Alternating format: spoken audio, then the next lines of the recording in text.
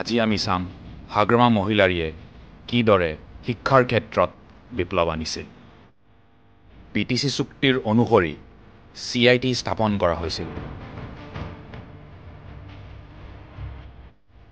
আসনৰ সংৰক্ষণ 60% BTCৰ ছাত্ৰ-ছাত্ৰী, 17% অসমৰ অন্যান্য অঞ্চল, 20% উত্তৰ পূৰ্বাঞ্চল আৰু 3% শাৰীৰিকভাৱে অক্ষম ছাত্ৰ-ছাত্ৰী।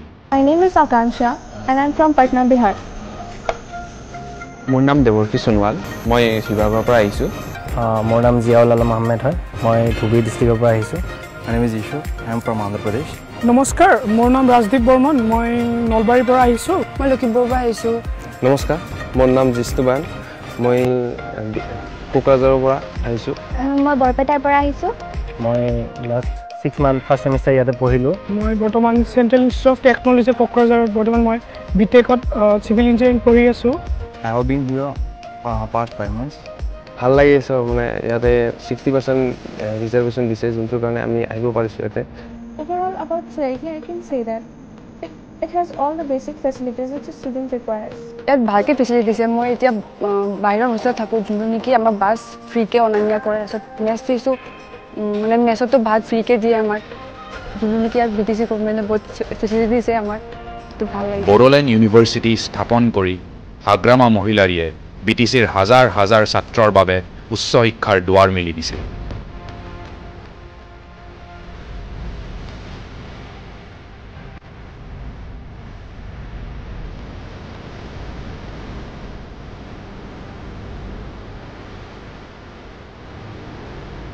BTCৰ ছাত্ৰ-ছাত্ৰী যি UPSC APSC ক্লিয়াৰ কৰিছিল, তেওঁলোকক 3 লাখ টকা অনুদান দিয়া হৈছিল।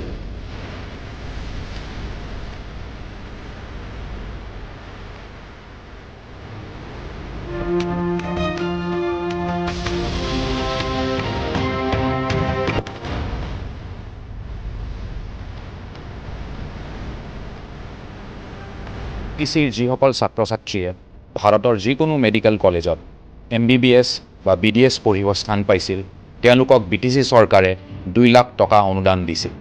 যিসকল ছাত্ৰ-ছাত্ৰীয়ে IITত স্থান পাইছিল, তেওঁলোকক 2 লাখকৈ টকা অনুদান দিয়া হৈছিল। শিক্ষা কেৱল এটা ডিগ্ৰী নহয়, শিক্ষা হ'ল সম্ভাৱনাৰ দুৱাৰ, আৰু সেই দুৱাৰ BTCৰ লাখ লাখ যুৱক যুৱতীৰ বাবে খুলিছিল হাগ্ৰামা মহিলাৰীয়ে।